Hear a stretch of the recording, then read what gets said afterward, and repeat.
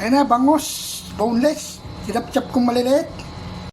Welcome to, welcome to my cooking vlogadag.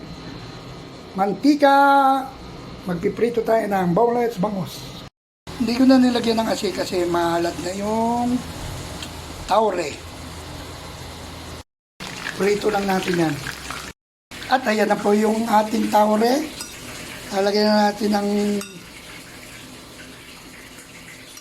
ano natin yan, mga ilang piraso.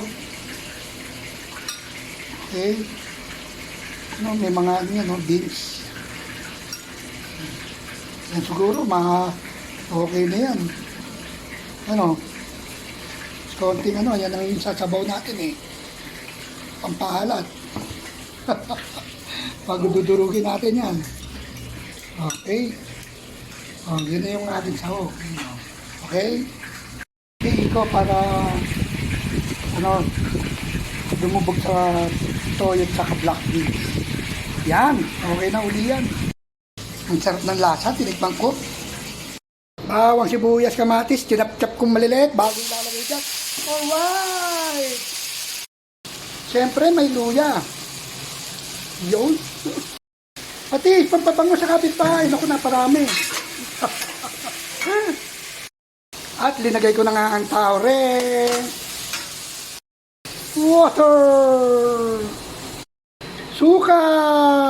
Tanta lang yan Asukal. Brown, mas masarap. Malasa.